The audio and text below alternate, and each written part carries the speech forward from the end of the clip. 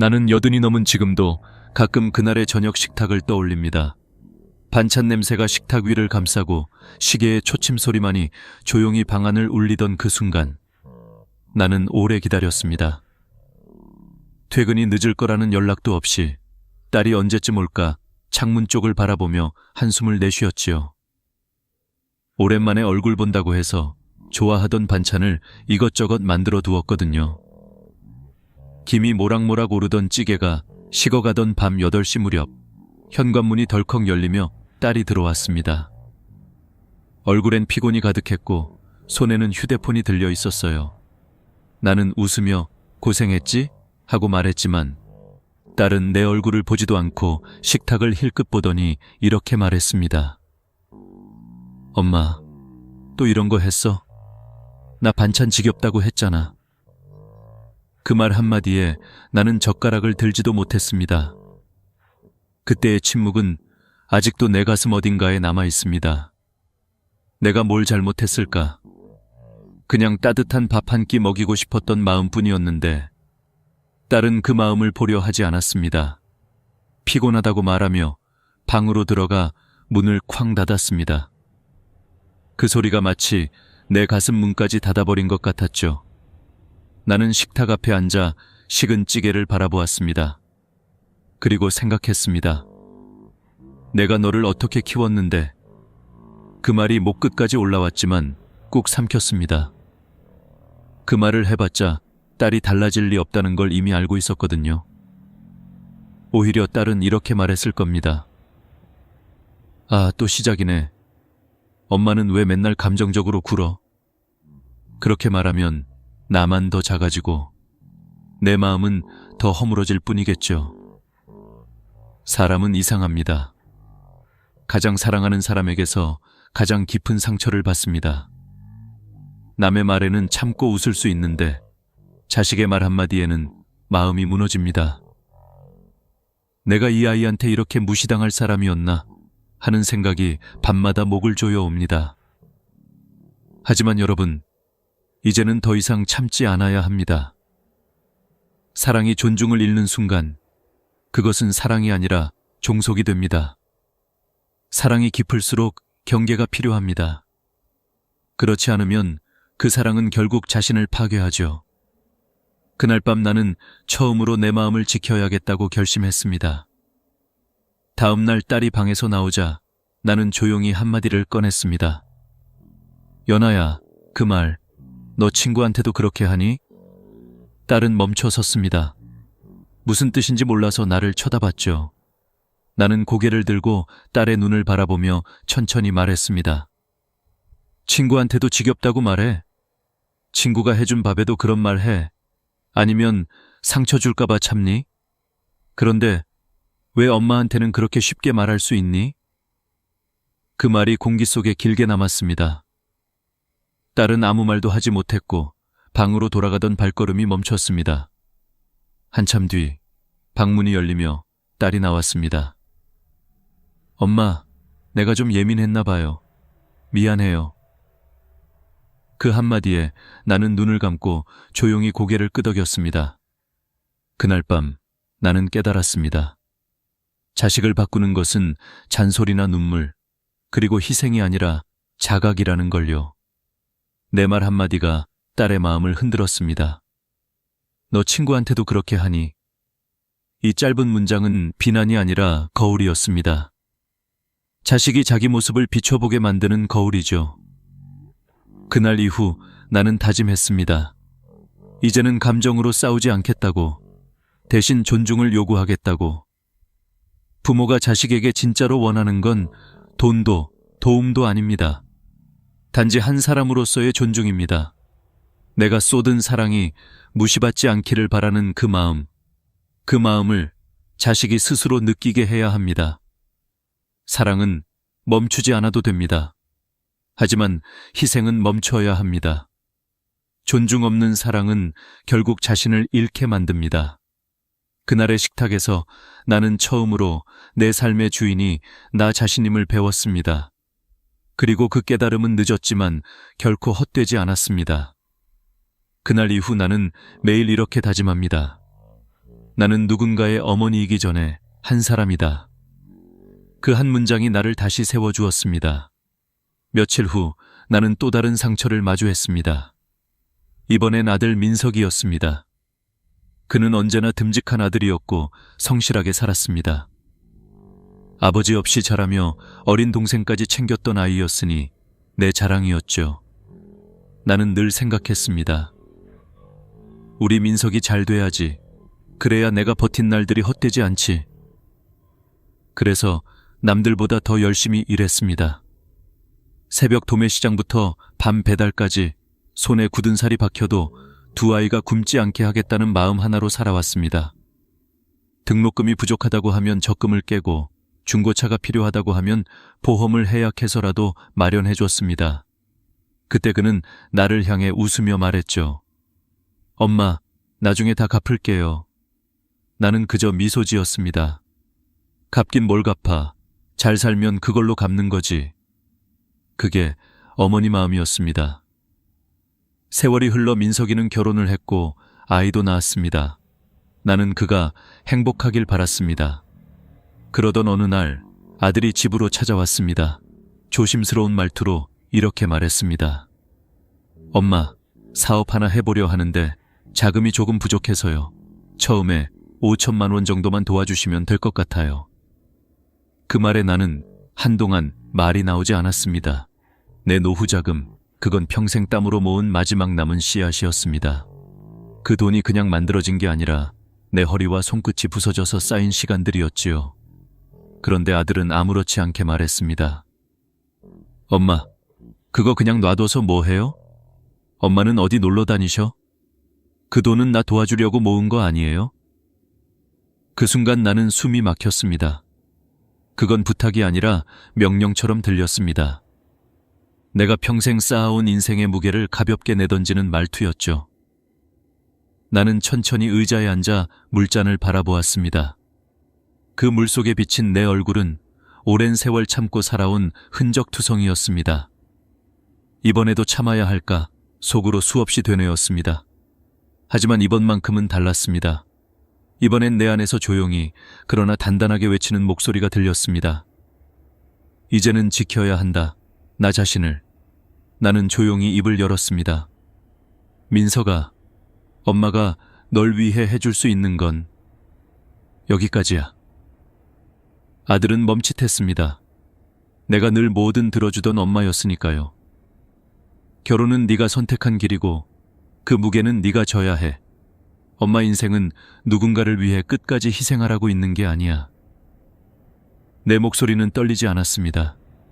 조용하지만 확실했습니다. 아들은 잠시 나를 바라보다가 말했습니다. 엄마, 나한테 이럴 줄 몰랐어요. 나는 고개를 끄덕이며 대답했습니다. 그래, 엄마도 몰랐어. 내가 너한테 이렇게까지 내어줄 줄은. 그날 이후 나는 깨달았습니다. 사랑은 멈추지 않아도 되지만 희생은 반드시 멈춰야 한다는 걸. 자식이 부모의 희생을 당연하게 여길 때 그것은 사랑이 아니라 권리의식으로 바뀝니다. 부모니까 당연히 해줘야 해. 그렇게 생각하는 순간 자식은 부모의 마음을 사랑으로 느끼지 못합니다. 오히려 의무로 받아들이죠. 그리고 그 의무는 끝없이 욕으로 변합니다. 철학자 세네카는 이렇게 말했습니다. 자비는 한 번 베풀되 그 끝은 반드시 지혜로 마무리되어야 한다. 사랑은 베풀 수 있지만 그것을 멈출 줄 아는 것이 지혜입니다. 여기까지야. 이 한마디는 냉정한 말이 아닙니다. 자식을 버리는 문장이 아니라 자식이 스스로 설 수 있도록 세워주는 경계의 문장입니다. 부모는 바람이 되어 자식을 밀어줄 수는 있어도 대신 걸어줄 다리는 아닙니다. 나는 그날 이후로 내 인생의 문을 조금 닫았습니다. 하지만 그건 서운함이 아니라 결심이었습니다. 더 이상 의무로만 존재하지 않겠다는 나라는 사람으로서의 선언이었죠.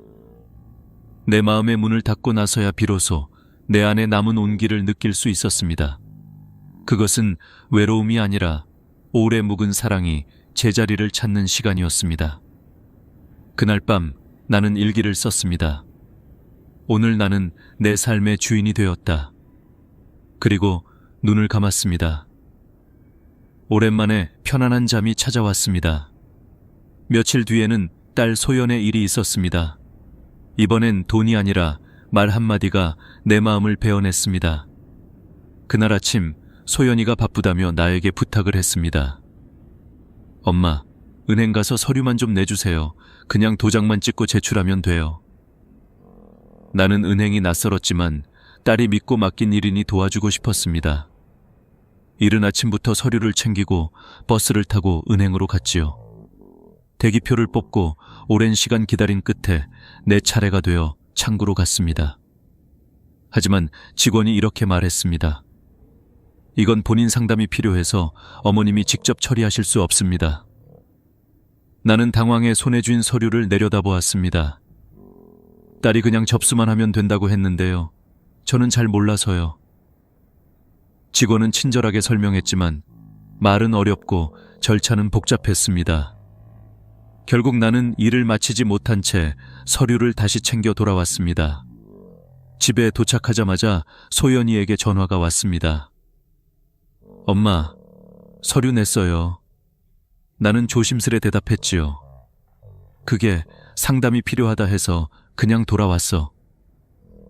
그러자 딸의 목소리가 급격히 날카로워졌습니다. 엄마, 진짜 그것도 못해요? 그냥 내 말대로 서류만 내면 된다니까. 왜 그렇게 어렵게 만들어? 그 말에 나는 멍해졌습니다. 서류 하나 못 낸 게 아니라 나라는 사람이 무너지는 느낌이었습니다. 그리고 딸이 던진 다음 말은 내 가슴을 찢어버렸습니다. 엄마는 요즘 세상도 모르고 아무것도 못하면서 왜 자꾸 나서요? 순간 방 안의 공기가 멎었습니다. 딸의 말이 칼처럼 내 마음을 베었습니다. 그것은 단순한 질책이 아니었습니다.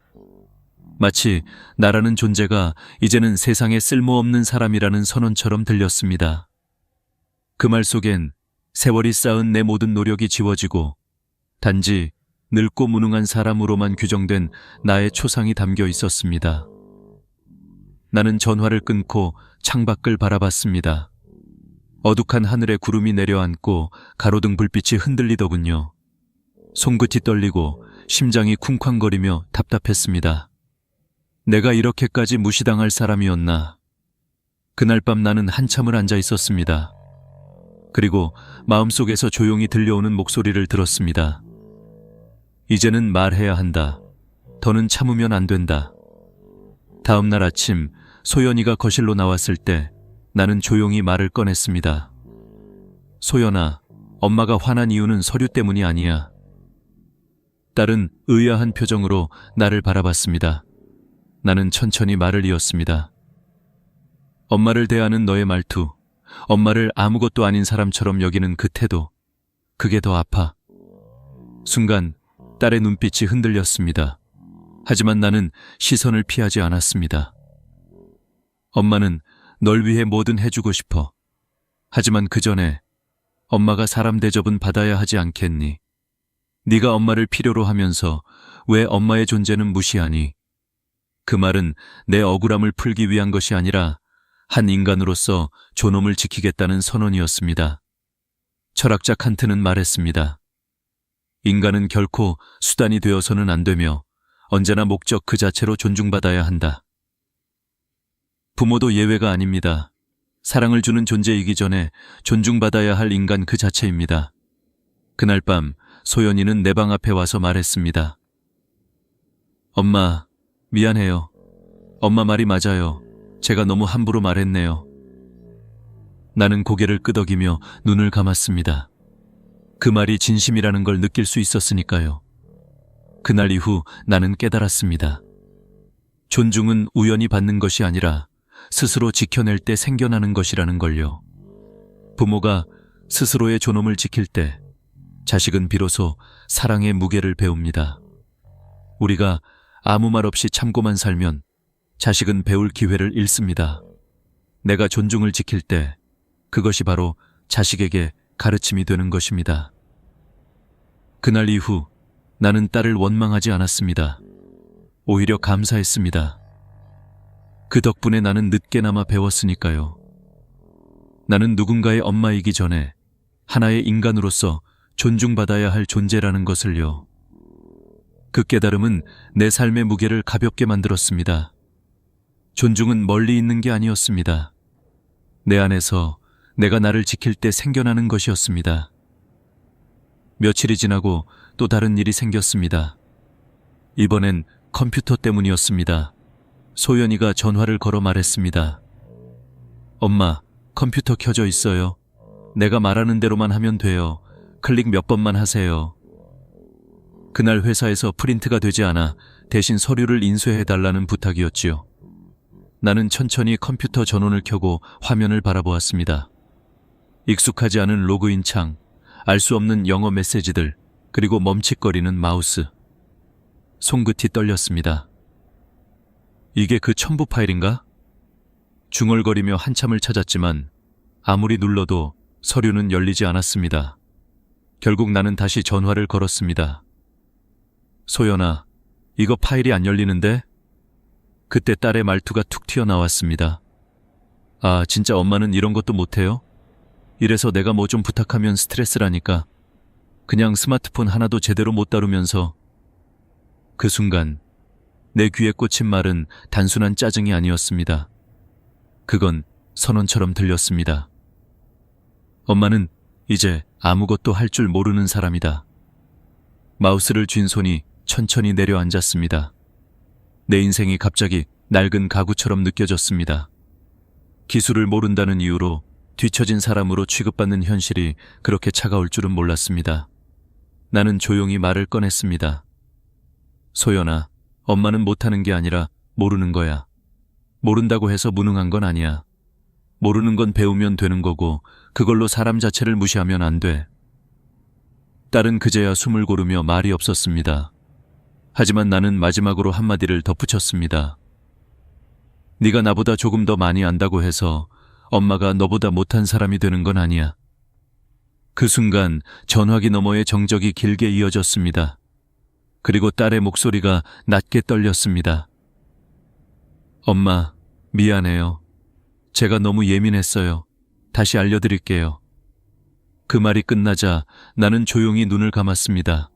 딸의 마음이 다치지 않길 바랐습니다. 그날 이후 소연이는 나에게 설명할 때 짜증을 내지 않았습니다. 천천히 부드럽게 말했죠. 엄마, 이번엔 이렇게 해보세요.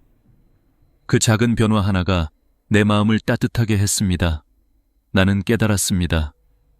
세상은 기술로 바뀌었지만 존중은 여전히 마음으로 전해진다는 것을. 요즘 사람들은 스마트폰을 잘 다루면 능력 있는 사람, 그렇지 않으면 뒤떨어진 사람이라 말합니다. 하지만 심리학에서는 이런 태도를 연령 편향이라 부릅니다. 나이가 많다는 이유로 능력이 없다고 단정하는 편견이지요. 그건 단순히 무례한 것이 아니라 관계를 병들게 하는 폭력입니다. 공자는 말했습니다. 늙은 이를 공경하되 그 뜻까지 헤아려야 한다. 겉으로 예의를 지키는 게 아니라 그 마음을 진심으로 이해해야 한다는 뜻이지요. 부모는 단지 무엇을 할 수 있느냐로 평가받는 존재가 아닙니다. 그들이 살아온 세월, 그 시간 속에 담긴 마음이 바로 존중의 이유입니다. 그날 이후 나는 작은 일에도 마음의 균형을 잃지 않으려 했습니다. 그리고 내 안에서 한 문장이 자라났습니다. 모른다고 해서 무능한 게 아니다. 이 말은 단순히 나를 위로하는 문장이 아니었습니다. 나를 다시 세워주는 문장이었습니다. 나는 이제 두렵지 않았습니다. 세상이 너무 빨리 변해도 괜찮았습니다. 왜냐하면 변하지 않는 가치가 있다는 걸 알았으니까요. 그건 바로 존중입니다. 존중은 배우는 속도보다 마음의 깊이에서 시작됩니다. 내가 모르는 걸 부끄러워하지 않고 대신 배움을 기꺼이 받아들이는 것. 그것이 어른의 품격이자 부모의 존엄이었습니다. 그날 밤 나는 컴퓨터를 끄며 천천히 속삭였습니다. 내가 모르는 게 아니라 아직 공감하지 못했던 것뿐이야. 그 말이 내 마음을 따뜻하게 감쌌습니다. 그리고 나는 깨달았습니다. 존중이란 결국 사랑을 배우는 또 다른 이름이었습니다. 며칠 후 나는 다시 아들 민석이의 집을 찾게 되었습니다. 이번엔 부탁이 아니라 손주를 하루 봐달라는 전화였습니다. 며느리가 갑자기 일이 생겨서 하루만 도와달라는 말이었지요. 나는 흔쾌히 수락했습니다. 아침 일찍 도시락, 아기 간식, 여벌옷까지 꼼꼼히 챙겨서 2시간을 넘게 버스를 타고 갔습니다. 오랜만에 손주를 안으니 마음이 따뜻해졌습니다. 그러나 하루는 길었습니다. 젖병을 씻고 이유식을 만들고 낮잠을 재우고 울음을 달래며 하루가 순식간에 흘렀습니다. 그날 나는 밥 한 숟가락 제대로 먹지 못했지만 손주의 웃음을 보는 것만으로도 행복했습니다. 저녁 무렵 아들과 며느리가 퇴근해서 들어왔습니다. 문을 열고 들어오자마자 민석이가 식탁 위에 놓인 이유식을 보고 인상을 찌푸렸습니다. 엄마, 애한테 이런 이유식 먹이면 안 돼요. 요즘은 알러지 단계를 봐가며 하나씩 먹이는 거라니까요. 나는 순간 멈췄습니다. 먹인 게 잘못이었나 싶었죠. 그런데 며느리가 한마디를 더 했습니다. 그리고 낮잠도 너무 오래 잤나 봐요. 이러면 오늘 밤에 또 못 자요. 요즘은 다 수면 교육하는데 어머니는 이런 기본도 모르세요? 그 말에 나는 손끝이 떨렸습니다. 아침부터 한시도 쉬지 못하고 돌봤는데 돌아온 건 감사가 아니라 비난이었습니다. 식탁 위엔 내가 싸온 도시락이 아직 남아 있었고 그 도시락마저 차가워져 있었습니다. 나는 천천히 그 도시락을 바라보다가 말없이 가방을 들었습니다. 그제야 민석이가 눈치를 채고 물었습니다. 엄마, 어디 가세요? 나는 잠시 숨을 고르고 조용히 말했습니다. 그래, 엄마가 모자랐나 보다. 그럼 이제 너희가 직접 해보렴. 그 말에 아들은 당황했고 며느리는 아무 말도 하지 못했습니다. 나는 이어서 말했습니다. 하루 동안 엄마가 뭘 잘못했는지 너희 말 듣고 알겠더라. 그러니까 이제는 그 잘 알고 있다는 방식대로 너희가 직접 해보면 되겠네. 엄마는 도와줄 수는 있어도 비난받으면서까지 할 순 없어. 나는 너희 집 일꾼이 아니란다. 그 말을 남기고 나는 조용히 현관문을 나섰습니다. 바람이 얼굴을 스쳤습니다. 그 바람 속엔 쓸쓸함보다도 이상하게 홀가분한 기분이 섞여 있었습니다. 그날 밤 민석이는 깊은 생각에 잠겼다고 합니다. 어머니가 하루 종일 해온 일들을 돌이켜보니 그건 단순한 도움이 아니라 헌신이었습니다. 여러분, 부모가 자식에게 가장 서러운 순간은 도와줬는데 돌아온 게 고마움이 아니라 질책일 때입니다. 심리학에서는 이를 인지적 박탈감이라고 부릅니다. 자신의 노력이 평가받지 못하고 오히려 부족함으로 치부될 때 사람은 존재 자체가 부정당하는 듯한 고통을 느낍니다. 특히 가족에게서 이런 말을 들으면 상처는 훨씬 깊습니다. 가족이란 나를 가장 이해해줄 존재라고 믿기 때문이지요. 철학자 루소는 말했습니다. 존중이 없는 사랑은 결국 지배로 변한다. 부모의 사랑을 당연하게 여기고 그 방식이 마음에 들지 않는다고 무시하는 순간 그건 사랑이 아니라 관계의 균형이 무너진 것입니다. 이럴 때 꼭 해야 할 말이 있습니다. 그럼 이제 너희가 직접 해보렴. 이 말은 단순한 거절이 아닙니다. 그건 자식에게 부모의 노고를 스스로 깨닫게 만드는 말입니다. 감정이 실리지 않은 단호한 한 문장이 자식의 행동을 멈추고 부모의 존재를 다시 생각하게 만듭니다. 며칠 뒤 며느리가 전화를 걸었습니다. 어머니, 죄송해요. 그날 너무 피곤해서 말이 심했어요. 하루 종일 봐주셔서 정말 감사했어요. 그 말을 들으며 나는 미소를 지었습니다. 괜찮아. 나도 피곤할 때 말이 세질 때가 있어. 하지만 이제 서로의 수고를 조금만 더 알아주자. 그 순간 나는 깨달았습니다. 부모의 사랑이란 끝없는 희생이 아니라 때로는 경계를 세우는 용기라는 걸요. 사랑이 존중을 잃는 순간 그것은 종속이 됩니다. 그리고 존중을 되찾는 첫걸음은 스스로의 한계를 인정하는 것입니다. 부모는 무조건 퍼주는 존재가 아닙니다. 말없이 헌신해도 그 마음이 무시되어선 안 됩니다. 그럼 이제 너희가 직접 해보렴. 이 말은 자식을 벌주는 문장이 아니라 성장시키는 문장입니다. 그 말은 부모의 삶을 보호하고 자식의 마음을 깨우는 가장 단단한 울림입니다. 그날 밤 나는 오랜만에 편하게 잠들었습니다. 그리고 마음속으로 조용히 되뇌었습니다. 이젠 내가 나를 지켜야 할 시간이다. 며칠이 지나고 나는 오랜만에 거울 앞에 섰습니다. 주름진 얼굴을 바라보며 문득 이런 생각이 들었습니다.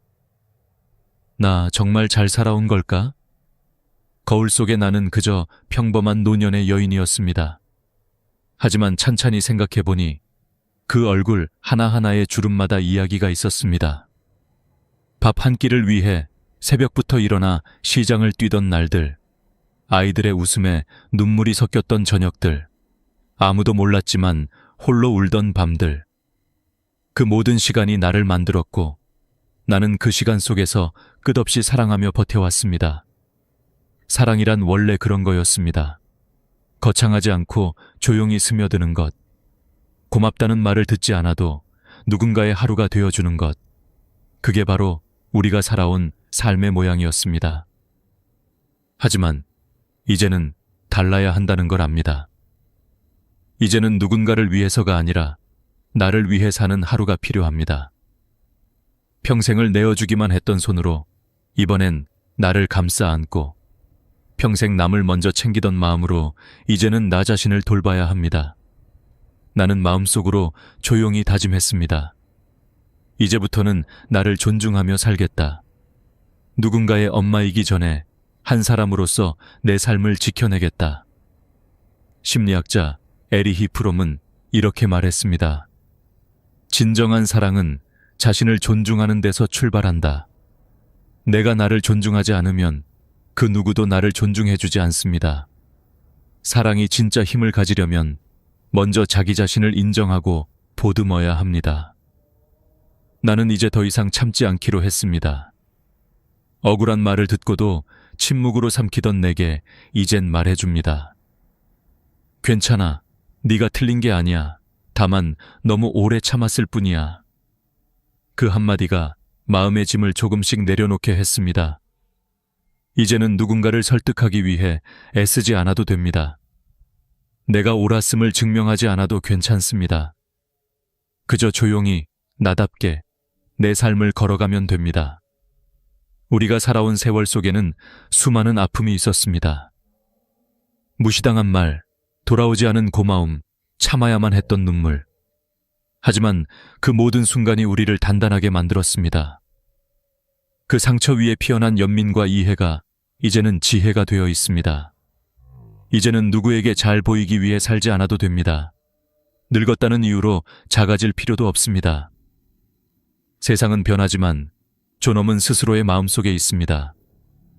나는 매일 아침 창문을 열며 스스로에게 이렇게 말합니다. 오늘 하루는 나를 위한 하루로 살자. 누군가를 원망하지 말고 어제의 상처에 머물지 말자. 지금 이 순간 숨을 쉬고 있다는 것만으로도 감사하자. 거울 앞에 나는 이제 더 이상 초라하지 않았습니다. 그 얼굴은 고생의 기록이 아니라 사랑의 증거였습니다. 그 눈가의 주름에는 참아온 시간들이 있었고 그 입가의 미소에는 포기하지 않은 용기가 있었습니다. 여러분, 우리가 살아온 인생은 결코 헛되지 않았습니다. 사랑하며 견디고 때로는 울고 다시 일어서며 배운 그 모든 날들이 인생의 진짜 의미입니다. 이제는 이렇게 말할 때가 됐습니다. 이제 괜찮아. 나는 충분히 잘 살아왔어. 그리고 마지막으로 이렇게 덧붙이고 싶습니다. 이제부터는 내가 나를 사랑할 차례야. 오늘 영상을 보시는 여러분, 혹시 마음속 어딘가에 오래된 상처가 있다면 부디 그 상처를 부드럽게 감싸주세요. 당신은 누군가의 어머니이자 한 사람의 인생이니까요. 오늘 이야기가 마음에 닿았다면 좋아요와 구독으로 함께 해주세요. 그리고 댓글로 여러분의 이야기를 들려주세요. 당신의 한 문장이 누군가의 내일을 바꿀지도 모릅니다. 오늘도 마음 따뜻한 하루 되세요. 이상으로 마음 풀고 가세요였습니다. 나이가 들수록 우리는 왜 이렇게까지 무거워질까요? 몸이 예전 같지 않아서일까요? 마음이 쉽게 흔들려서일까요? 아니면 평생 쌓아온 짐들이 어느 순간부터 우리 등을 더 세게 누르기 시작해서일까요? 어느 날 문득 거울을 보는데 주름진 얼굴보다 먼저 눈에 들어오는 건 늘어진 어깨였습니다. 그 어깨 위에 얹혀 있는 게 단순히 세월이 아니었다는 걸 저는 아주 늦게야 깨달았습니다. 그건 짐이었습니다. 가족이라는 짐, 기대라는 짐, 책임이라는 짐, 체면이라는 짐, 지나간 후회와 상처의 짐들. 우리는 그것들을 하나라도 놓치면 큰일이라도 나는 것처럼 움켜쥐고 살아왔습니다. 하지만 정작 그 짐 때문에 우리 노년의 하루하루가 무거워지고 있다는 사실은 외면하며 살아왔지요. 어떤 분이 그러더군요. 평생 붙잡고 살았던 것들이 사실은 나를 붙잡고 있었던 거였어. 그 말이 너무나 가슴에 박혔습니다. 우리가 내려놓기 어려운 건 단순히 물건이 아니라 나를 규정한다고 믿어왔던 것들이기 때문입니다. 자식에게 모든 걸 바쳐야 좋은 부모라고 믿었고, 집안의 체면을 지켜야 어른이라고 생각했고, 희생해야만 가치가 있다고 배웠습니다. 그런데 그 모든 규칙을 지키고 살아온 우리가 지금 행복하지 않다면 뭔가 잘못된 게 아닐까요? 특히 50대, 60대, 70대가 되면 마음속 깊은 곳에서 이런 질문이 올라옵니다. 내가 지금처럼 계속 살면 남은 인생도 이렇게 무겁기만 할까? 이 질문을 외면하지 않는 순간 진짜 변화가 시작됩니다. 우리는 노년을 새로운 출발점이라고 배우지 못했습니다. 늘 이제 끝이 다가온다 라는 두려움만 심어졌죠. 하지만 생각해보면 지금이야말로 처음으로 내 인생을 온전히 나를 위해 꾸릴 수 있는 시기 아닙니까? 자식도 자립했고, 일에서도 벗어났고, 사회적 기대에서도 조금씩 비껴나 있습니다. 그런데 이상하게도 그 자유를 제대로 누리기 시작하기도 전에 우린 다시 짐을 들고 있습니다. 이유는 단 하나, 익숙하다는 이유입니다. 익숙한 무거움이 낯선 가벼움보다 편하게 느껴지는 건 아이러니지만 사실입니다. 하지만 진짜 문제는 그 무거움이 우리의 건강을 갉아먹기 시작한다는 겁니다. 실제로 국내 연구에 따르면 노년층이 가장 큰 스트레스를 느끼는 두 가지 요인은 가족 문제와 경제적 불안입니다. 그런데 흥미로운 점은 그 스트레스 중 상당 부분이 실제 현실보다 내가 만들어낸 부담감이라는 점입니다. 전문가들은 말합니다. 노년도 결국 마음의 무게와의 싸움입니다. 몸보다 마음이 먼저 무너지면 삶이 금방 어두워진다는 거죠. 그래서 홀가분하게 사는 법의 첫 번째 단계는 겉으로 보이는 문제가 아니라 마음속 짐의 종류를 정확히 아는 것입니다. 가장 먼저 내려놓아야 할 건 내가 다 책임져야 한다는 생각입니다. 우리는 평생 누군가의 부모, 누군가의 배우자, 누군가의 자식으로 살아왔습니다. 그래서 이름보다 역할이 먼저 자리 잡았죠. 나라는 사람의 욕구는 늘 뒷전이었습니다. 그러다 보니 지금도 여전히 책임감이라는 이름의 무게를 내려놓지 못합니다. 하지만 이제는 달라져야 합니다. 더 이상 누군가에게 무언가를 증명할 필요도 인정받기 위해 애쓸 필요도 없습니다. 인생의 마지막 장에서 가장 중요한 건 수많은 역할 중 하나가 아니라 나 자신입니다. 두 번째로 내려놓아야 할 건 남들이 나를 어떻게 볼까라는 시선입니다. 노년의 불행 중 절반 이상이 사실 이 시선 때문에 생깁니다. 예를 들어 동네 산책을 나갈 때도 괜히 옷차림을 의식하고, 시장에서 가격을 깎는 것도 눈치 보이고, 스마트폰이 서툴면 창피해합니다. 그런데 솔직히 말해 봅시다. 누가 그렇게 우리를 오래 들여다봅니까? 사람들은 사실 자기 사느라 바쁩니다. 우리가 어떤 옷을 입었는지, 어떤 실수를 했는지 거의 신경 쓰지 않습니다. 하지만 우리는 스스로를 짓누릅니다. 나이 들어서 저러면 창피하지. 이런 말이 우리 노년을 얼마나 좁고 답답하게 만드는지 모릅니다. 그 좁아짐을 넓히는 방법은 단순합니다. 그냥 한 번만 내려놓아 보는 겁니다. 체면도 시선도 완벽해야 한다는 강박도. 그리고 마지막으로 내려놓아야 할 건 아직도 늦지 않았다는 사실을 믿지 않는 마음입니다. 많은 분들이 말합니다. 이 나이에 뭘 새로 시작해. 하지만 뇌과학 연구에 따르면 60대 후반에도 뇌세포는 새로 생성됩니다. 배우고 움직이고 마음을 열면 그 순간 뇌는 다시 젊어지기 시작합니다. 변화가 늦은 게 아니라 우리는 그 변화를 스스로 막고 있었던 겁니다. 홀가분해진다는 건 거창한 게 아닙니다. 끝없는 희생을 멈추고 타인의 기대를 끊고 나에게 요구되는 기준을 낮추고 그리고 마침내 지금부터는 나를 위해 살겠다고 결심하는 그 순간에서 시작됩니다. 인생 후반전은 버텨야 할 시간이 아니라 내가 선택할 수 있는 시간입니다. 자식과 돈이라는 두 단어는 노년의 마음을 가장 깊이 흔드는 힘을 가지고 있습니다. 젊을 때는 몰랐습니다. 자식은 내 인생의 전부라고 믿었고 돈은 조금 모이면 안심이 될 줄 알았습니다. 하지만 막상 나이가 들고 보면 자식과 돈은 우리를 지켜주는 울타리가 아니라 때로는 우리를 가장 아프게 하고 불안하게 만드는 두 개의 그림자 같다는 걸 깨닫게 됩니다. 그래서 홀가분하게 살기 위한 두 번째 여정은 바로 이 두 그림자에서 자유로워지는 것입니다. 우선 자식 이야기를 해보겠습니다. 사실 대부분의 부모는 입으로는 나는 괜찮다, 기대 없다 라고 말하지만 마음 깊은 곳에서는 여전히 작은 바람 하나씩 품고 있습니다. 명절이면 기왕이면 좀 일찍 찾아와 주면 좋겠고 가끔 전화가 먼저 오면 괜히 가슴이 따뜻해지고 생일날 문자 한 줄만 와도 하루가 기분 좋습니다. 그런데 그 작은 기대조차도 현실에서는 자주 어긋납니다. 자식들은 바쁩니다. 몸도 바쁘고 마음도 바쁩니다. 그 바쁨이 우리가 이해하기 어려울 만큼 복잡할 때도 많습니다. 그런데 우리는 그 바쁨의 속도를 따라가지 못합니다. 그래서 서운함이 생기고 서운함이 오래되면 상처가 되고 상처가 깊어지면 외로움이 됩니다. 하지만 기억해야 합니다. 우리가 젊었을 때도 그랬습니다. 부모님께 자주 전화했습니까? 일주일에 한 번이라도 찾아뵈었습니까? 바쁘고 힘들다는 이유로 미루고 또 미뤘습니다. 지금 우리 자식들도 똑같습니다. 그저 세상이 더 바빠졌고 경쟁은 더 치열해졌고 가족을 챙길 여유가 더 줄어들었을 뿐입니다. 그러니 이렇게 생각해 보세요. 자식이 효도할 시간보다 삶을 버티느라 시간이 더 부족하구나. 이렇게 바라보는 순간 마음이 조금 누그러집니다. 전문가들은 말합니다. 노년기 우울의 60%가 기대의 좌절에서 온다고.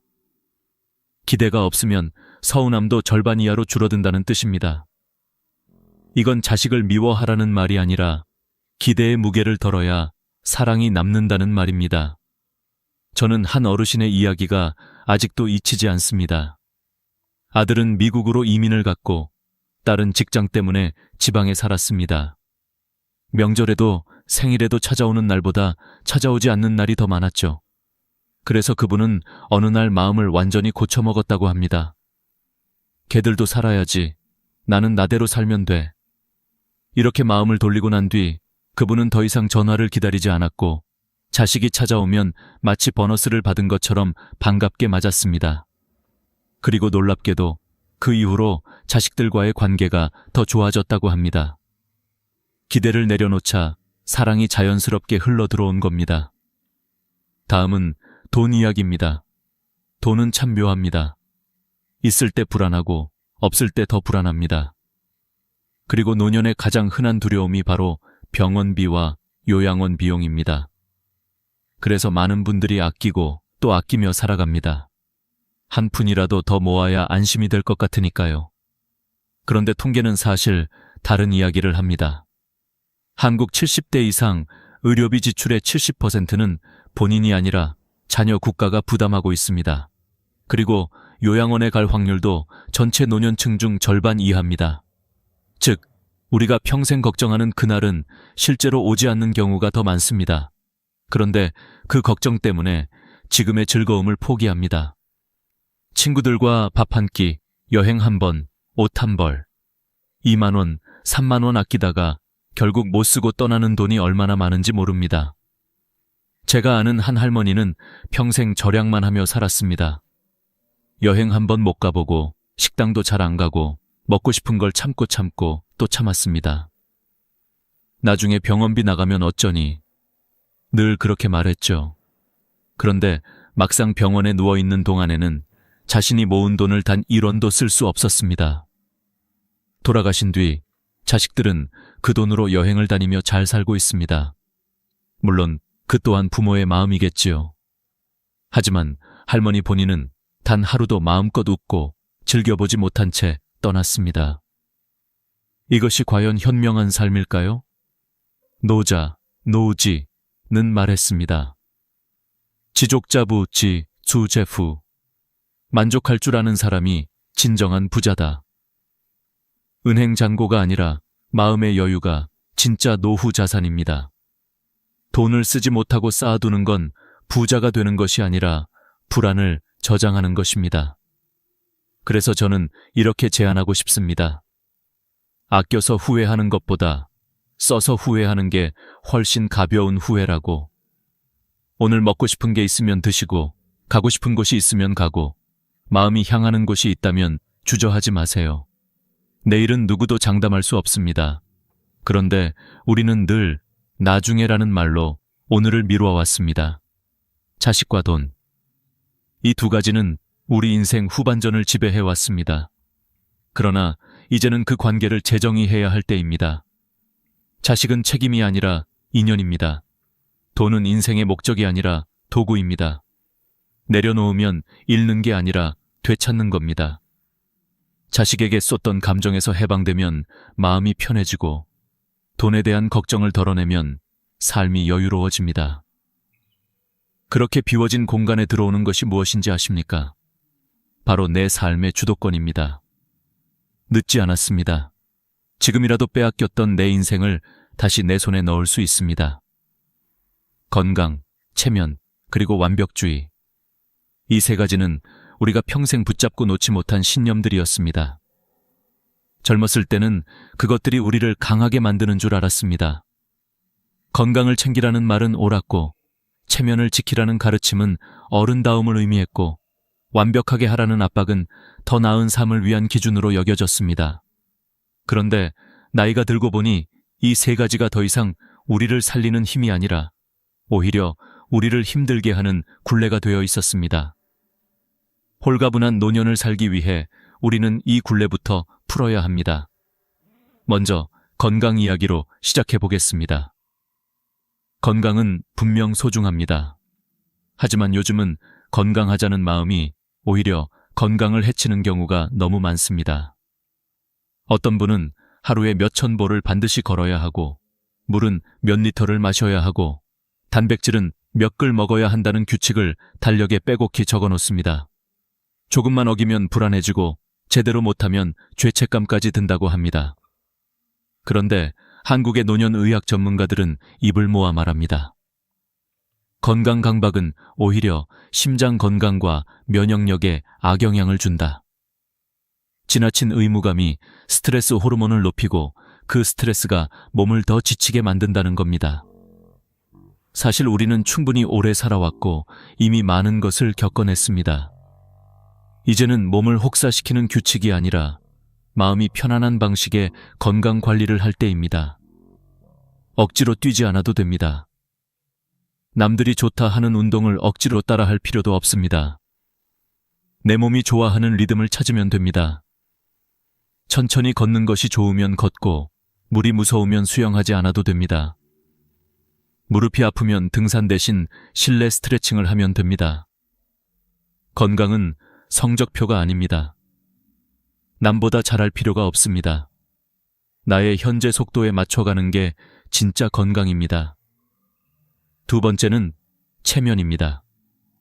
체면은 젊을 때는 어느 정도 필요했습니다. 사회생활을 해야 했고, 가족도 지켜야 했고, 어른답게 보이는 것도 중요했습니다. 하지만 노년의 체면은 우리를 괜히 더 힘들게 만듭니다. 어느 할아버지는 스마트폰을 못 다루는 게 창피해서 늘 아는 척을 했습니다. 검색도 못하고 메시지 보내는 법도 몰라서 애를 먹으면서도 내가 모른다고 하면 창피하잖아 라며 혼자 끙끙 앓았습니다. 그런데 결국 스마트폰 때문에 큰일을 겪었습니다. 중요한 일정이 문자로 왔는데 확인을 못해서 병원 예약을 놓친 겁니다. 체면을 지키려다 건강을 잃을 뻔한 순간이었습니다. 우리는 누군가에게 완벽해 보이기 위해 너무 많은 에너지를 써왔습니다. 그러나 진실은 이렇습니다. 사람들은 우리가 생각하는 것만큼 우리를 보지 않는다. 동네 사람들이 내가 무엇을 입고 다니는지, 몇 시에 산책하는지, 스마트폰을 얼마나 아는지 정말 관심 없습니다. 그들은 자신을 챙기느라 바쁩니다. 그런데 우리는 그들 시선을 상상 속에서 증폭시키고 스스로를 구속합니다. 그 구속을 풀어야 노년이 편안해집니다. 어떤 할머니는 어느 날 편안한 트레이닝복을 입고 동네에 나갔다가 지인이 "어머, 웬일이세요? 너무 편하게 입으셨다" 라고 말하자 다시는 편한 옷을 입고 다니지 않았다고 합니다. 그런데 그 지인은 아무 의미 없이 한 말이었고 심지어 다음 날 본인은 더 편한 옷을 입고 나왔다고 합니다. 우리는 타인의 말 한마디로 스스로에게 금지령을 내려버립니다. 하지만 지금 필요한 건 금지령이 아니라 해방감입니다. 세 번째는 완벽주의입니다. 완벽주의는 젊을 때는 성과를 냈을지 모르지만 노년에는 우리를 끝없는 실패감으로 몰아넣습니다. 모든 걸 정확히 하려고 하다 보니 작은 실수도 크게 느껴지고 작은 놓침도 큰 스트레스로 다가옵니다. 완벽주의는 우리가 매일 치르는 전투 같습니다. 요리가 조금 짜게 돼도 속상하고 청소를 하루만 쉬어도 죄책감이 밀려오고 약속 시간에 몇 분만 늦어도 스스로를 나무랍니다. 그런데 연구에 따르면 노년기에 완벽주의 성향이 강한 사람일수록 우울증 위험이 최대 3배 증가한다고 합니다. 완벽을 향해 달리는 건 젊은 날에는 도움이 되지만 노년에는 우리를 망가뜨립니다. 저는 한 할아버지를 기억합니다. 평생 모든 걸 완벽하게 해내야 한다는 생각으로 살아온 분이었습니다. 바닥에 머리카락 하나만 보여도 예민해졌고 가족들이 조금만 소음을 내도 질서가 없다며 불같이 화를 냈습니다. 그런데 어느 날 아들이 조용히 말하더랍니다. 아버지 기준이 너무 높아서 우리 모두 힘들어요." 그 말을 들은 할아버지는 충격을 받았습니다. 그는 가족을 잘 살게 하려고 그 기준을 유지한 것인데 가족은 오히려 그 기준 때문에 지쳐 있었습니다. 그는 그날 처음으로 완벽주의가 사랑을 막고 있었다는 사실을 깨달았습니다. 우리의 노후에 필요한 건 완벽함이 아니라 편안함입니다. 조금 부족해도 괜찮습니다. 하루쯤 운동 안 해도 괜찮고 한 번쯤 청소를 건너뛰어도 괜찮고 약속에 조금 늦어도 괜찮습니다. 중요한 건 삶을 유지하는 것이 아니라 삶을 즐기는 것입니다. 완벽해야 한다는 부담에서 벗어나는 순간 우리가 잃어버렸던 여유가 돌아옵니다. 완벽하지 않은 하루가 이상하게 더 행복한 하루가 됩니다. 건강 강박에서, 체면의 무게에서, 완벽주의의 긴장에서 벗어나면 우리 마음은 한결 가벼워집니다. 나이가 들수록 필요한 건 잘 버티는 힘이 아니라 잘 내려놓는 용기입니다. 내려놓는 순간 비로소 우리가 살아온 세월의 진짜 의미를 되찾게 됩니다. 과거, 상처, 그리고 죽음. 이 세 가지는 우리가 평생 외면하면서도 동시에 가장 많이 붙잡고 살아온 감정들입니다.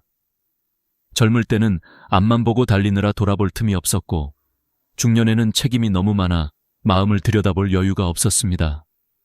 그런데 노년이 되면 멈춰서는 시간이 늘어나면서 오히려 과거가 더 또렷하게 떠오릅니다. 잘했던 일보다 못했던 일들이, 행복했던 순간보다 후회가 남는 순간들이 더 생생하게 기억납니다. 그래서 홀가분하게 살기 위한 네 번째 여정은 바로 이 세 가지, 과거, 상처, 죽음과 화해하는 과정입니다. 이 화해가 이루어지면 인생의 마지막 장은 비로소 편안해집니다. 먼저 과거 이야기입니다. 노년에 들어서면 누구나 과거를 자주 돌아보게 됩니다. 하지만 문제는 그 돌아봄이 대부분 후회에 초점이 맞춰진다는 점입니다. 젊었을 때 돈을 조금 더 모아둘 걸, 그때 더 잘해줄 걸, 그 사람한테 그렇게 말하지 말 걸. 이런 후회들은 끝이 없습니다. 그러나 전문가들의 연구에 따르면 노년층의 후회 대부분은 실제로 잘못했기 때문이 아니라 지금의 기준으로 과거를 재단하기 때문이라고 합니다. 당시의 우리는 지금의 우리가 아니었습니다. 그때는 그때의 상황, 환경, 능력 안에서 최선을 다한 것입니다. 시간이 흘러 눈에 보이는 기준이 바뀌었을 뿐 과거의 나를 비난할 이유는 없습니다. 저는 한 할머니의 이야기를 들은 적이 있습니다.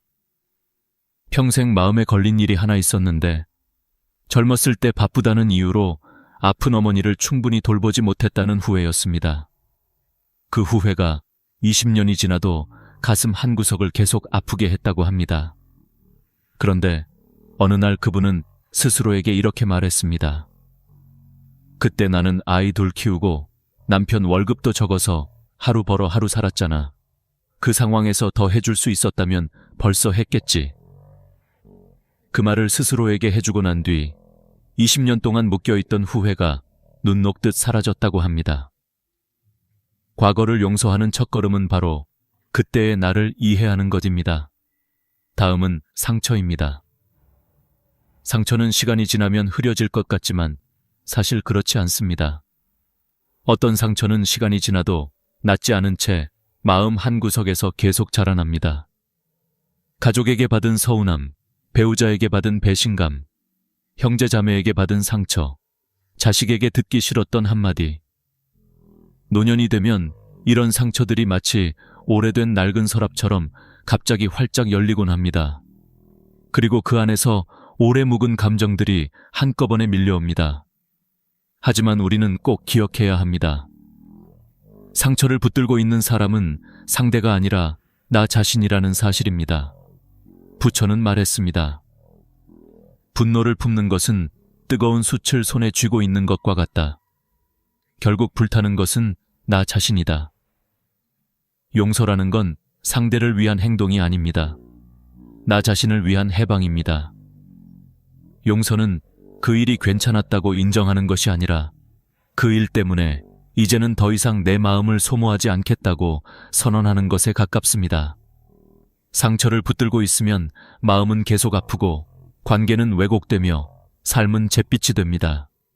그러나 상처를 내려놓는 순간 우리는 비로소 그 사람을 넘어 나를 되찾게 됩니다. 죽음에 대한 이야기도 해보겠습니다. 많은 사람들이 죽음을 두려워합니다. 죽음을 생각하면 마음이 공허해지고 슬픔이 밀려오고 두려움이 생깁니다. 그래서 대부분의 사람들은 죽음을 외면한 채 살아갑니다. 그러나 재미있는 사실이 있습니다.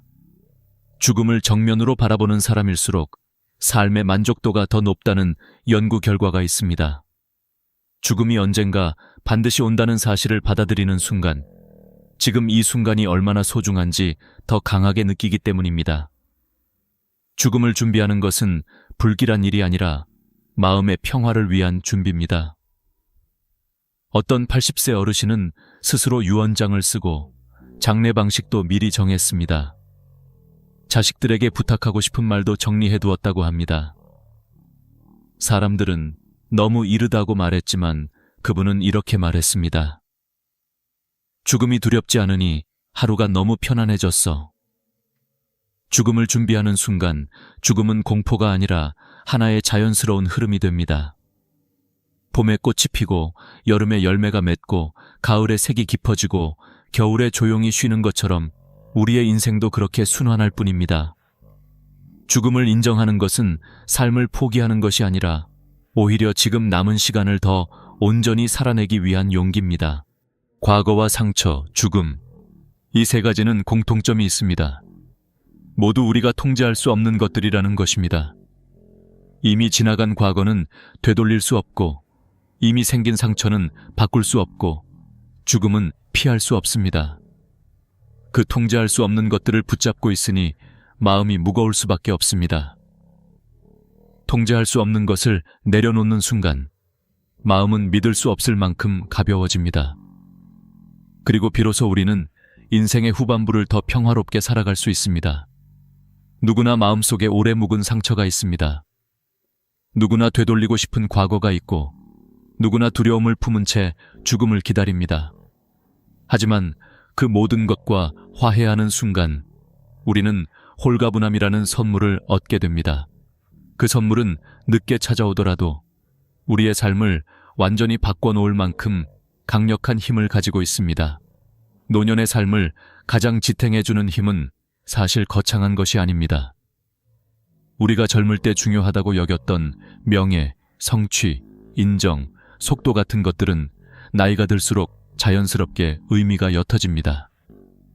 대신 아주 작고 소소한 것들, 혼자 있는 시간, 작은 기쁨, 취미, 자연의 위로, 이 네 가지가 인생을 끝까지 따뜻하게 붙잡아주는 힘이 됩니다.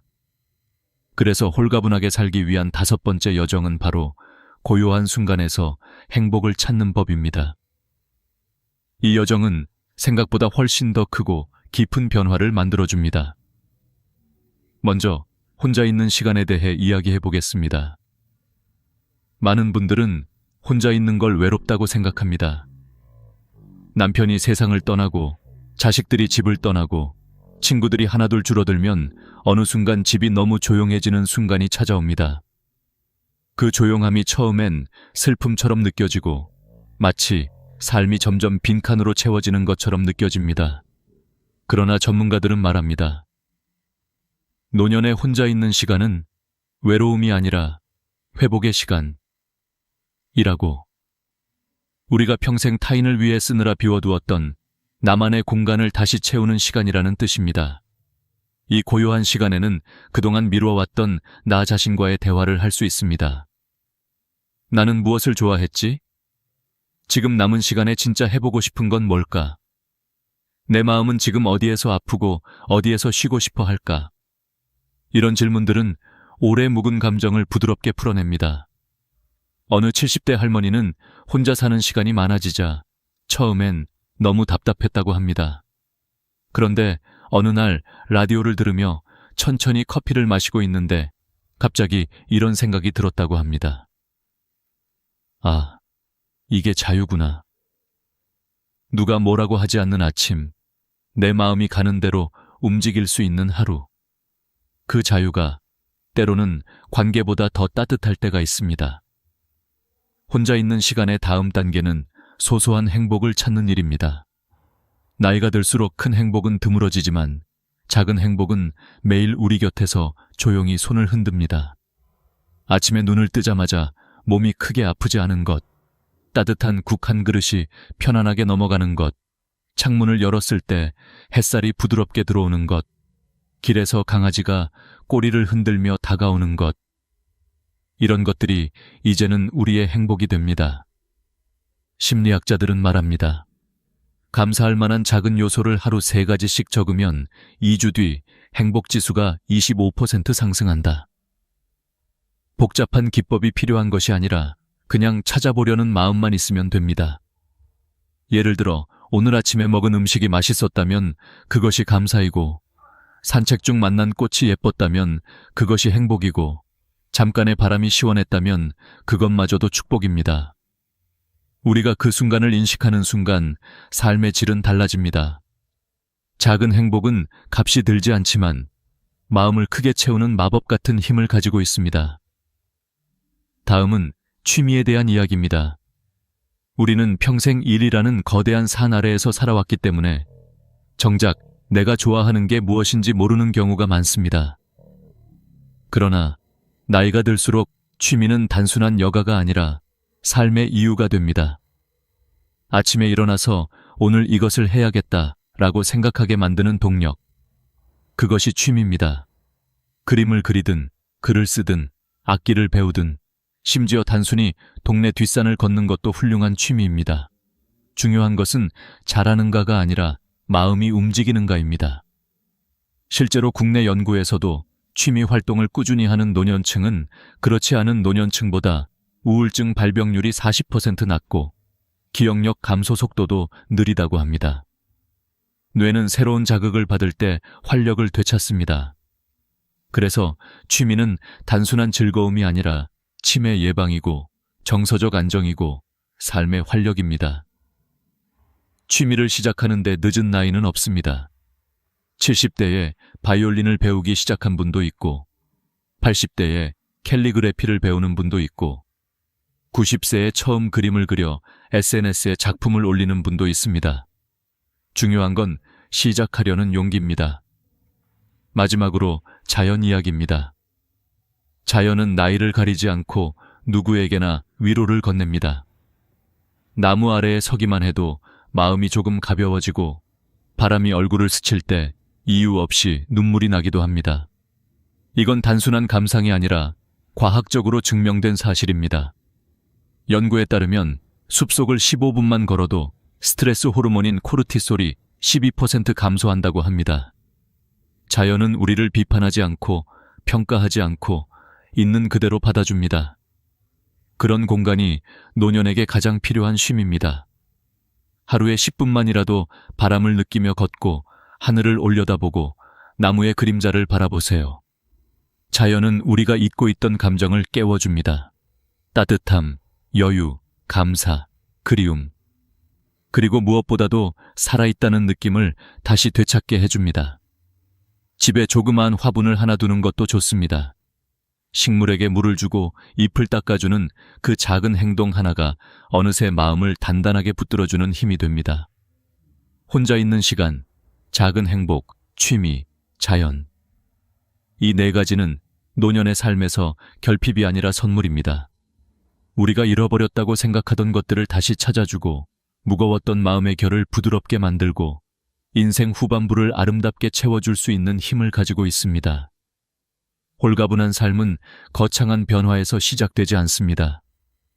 바로 이런 소소하고 조용한 순간들에서 시작됩니다. 노년의 마지막을 아름답게 만드는 힘은 사실 생각보다 단순합니다. 웃음, 감사, 그리고 사랑. 이 세 가지는 우리가 평생 추구했지만 정작 충분히 누리지 못했던 것들이기도 합니다. 젊을 때는 너무 바빠서, 중년에는 너무 책임이 많아서, 그리고 노년에는 어느 순간 마음이 다쳐서 이 단순한 행복의 요소들을 놓치곤 했습니다.